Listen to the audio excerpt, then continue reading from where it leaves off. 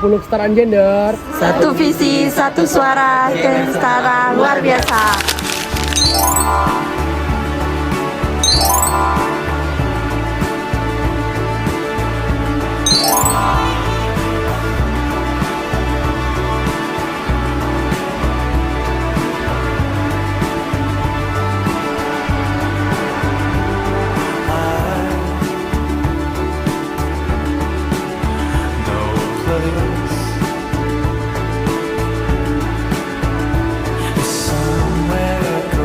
Selamat pagi teman-teman yang luar biasa.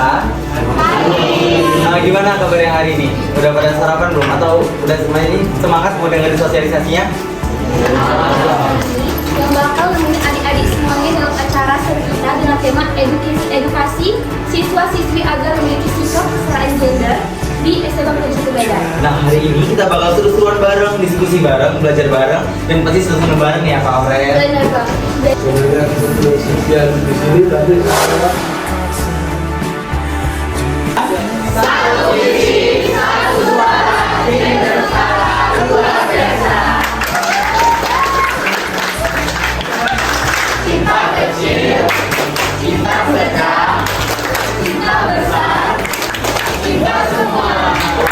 Belum SBD-nya, clap boom pen.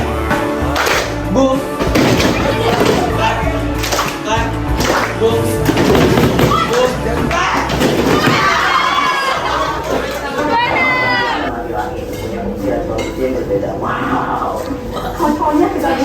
Kau kalian bilang, ini kan ada laki-laki, ini kan ada perempuan, kenapa laki-laki yang bersihin rumah? Aku pernah nggak dengar kayak gitu?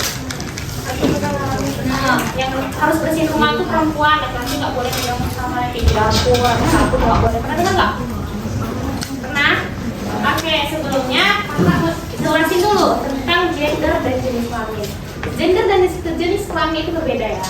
Jadi di sini bisa teman-teman baca, jenis kelamin itu adalah kodrat atau bawaan lahir biologis. Misalnya dari organ reproduksi, hanya perempuan yang bisa hamil, laki-laki bisa hamil nggak? No. Jadi itu nggak akan bisa diubah sama sekali. Terus cuma laki-laki kan yang punya jakun, ya kan? Nah itu hal alami yang kita bawa sejak lahir. Itu udah kodrat kita sebagai seorang manusia. Itu namanya jenis kelamin.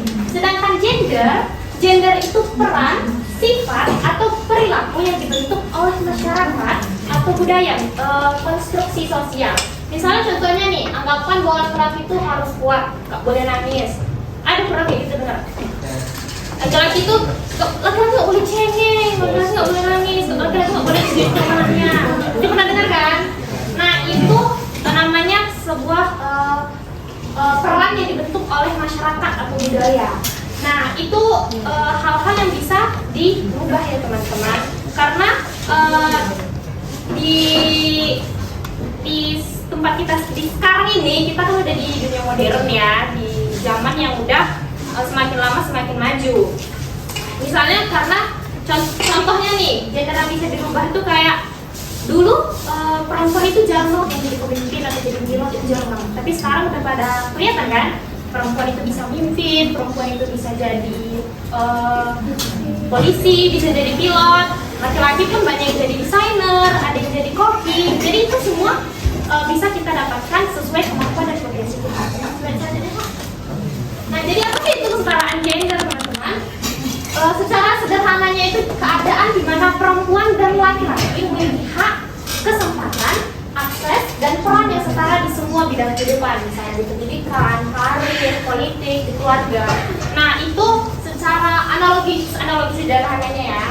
Bukan berarti laki-laki dan perempuan itu harus sama persis, atau misalnya kayak laki-laki itu harus jadi kayak laki-laki yang memiliki ada sifat femininnya itu harus jadi perempuan, enggak. Tapi hak mereka itu memiliki kesempatan yang sama untuk berkembang sesuai potensial yang mereka miliki tanpa dibatasi oleh gender yang diserahkan oleh masyarakat tadi. Misalnya nih, secara gampangnya kayak gini deh. Kalau kita lagi lomba lari, nggak semua orang kan harus pakai sepatu yang sama. Sama kayak kita perempuan dan laki-laki nggak harus sama, tapi mereka memulai startnya dari awal yang sama. Jadi mereka akan mencapai finish itu sesuai dengan kemampuan dan potensi mereka masing-masing. Jadi gitu ya teman-teman, secara sederhana. masalah ketidakadilan di sekitar kita. Ini banyak banget yang sering kita hadapi ya. Secara realitanya tuh, walaupun dunia kita udah lebih maju, ketidakadilan gender yang masih sering banget di sekitar kita. Yang pertama itu stereotip atau melabelin, seperti yang tadi ada di video, laki-laki harus bayar sampai sama, terus cowok itu nggak boleh cengeng, cewek itu nggak boleh kerja, nggak boleh pendidikannya tinggi-tinggi karena harus di dapur. Nah itu namanya stereotip atau melabelin. Padahal semua orang itu kan bisa bebas berekspresi dan memilih jalan hidupnya masing-masing kan. Yang kedua itu adalah pembatasan peran. Contohnya, cewek yang mau jadi polisi atau insinyur itu kadang di beberapa tempat atau di beberapa daerah itu masih dianggap aneh. Karena perempuan itu kan sifatnya harus lembut, nggak boleh jadi polisi gitu. Nah, atau cowok yang misalnya mau jadi desainer atau jadi guru TK, malah sering diledekin kan. Banyak yang laki-laki yang ingin menunjukkan potensi mereka sebagai misalnya dalam mendesain atau dalam memasak atau dalam mengajar anak-anak sekalipun, itu mereka masih menganggap padahal enggak, itu kemampuan mereka, itu potensi yang mereka miliki tahu. Dan yang ketiga itu yang paling serius, kekerasan dan pelecehan. Banyak orang, terutama perempuan, itu mengalami kekerasan atau pelecehan baik secara fisik maupun verbal. Nah, dengan adanya kesetaraan gender, setiap orang baik itu laki-laki maupun perempuan memiliki kesempatan yang sama seperti yang Kak Sarah bilang tadi untuk mengembangkan kemampuan sesuai dengan minat dan bakatnya kalian yang kalian miliki. Kalian tuh bisa loh bebas berekspresi, kalian bisa memilih jalan kalian masing-masing. Kalian nggak harus kayak dengerin kata orang, ih apa sih cowok kok jadi penari? Gak apa-apa loh, sekarang banyak loh yang penari itu cowok gitu. Kan ada right or false. Menurut kalian, misalnya membagi tugas rumah tangga antara ayah dan ibu merupakan contoh penerapan kesetaraan gender.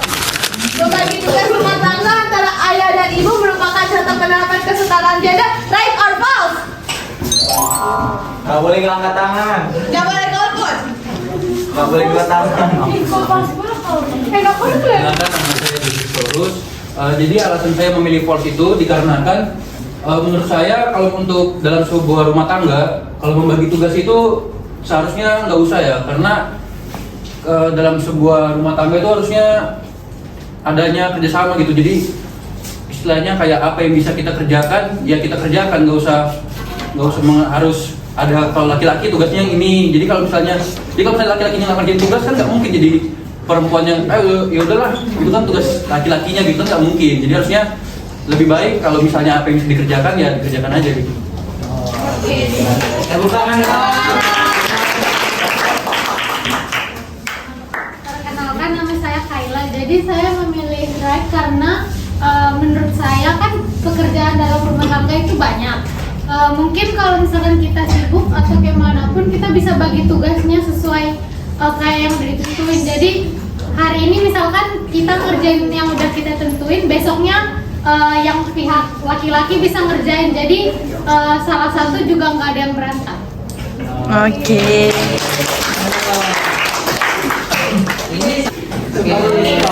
Sekian materi dari kami.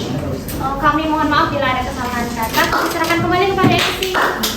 Menurut kalian, contoh ketidaksetaraan gender di sekolah itu kayak gimana? Pertama itu dalam hal yang kayak biasa ya Kak, kalau misalnya pemilihan ketua OSIS itu pasti di luar kan laki-laki seperti itu. Bagus.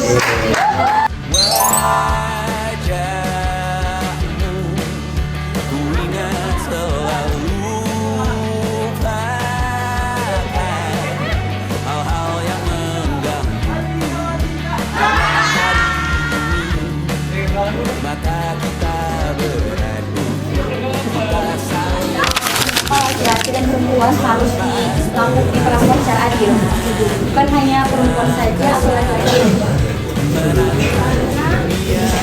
Laki-laki sama perempuan punya kemampuan misalnya bisa jadi laki-laki kemampuannya lebih unggul dari perempuan, tapi dengan itu kan kemampuannya bisa digunakan kayak saling melengkapi, jadi nggak harus beda-bedakan. Guys, kalian udah mau ikut sosialisasi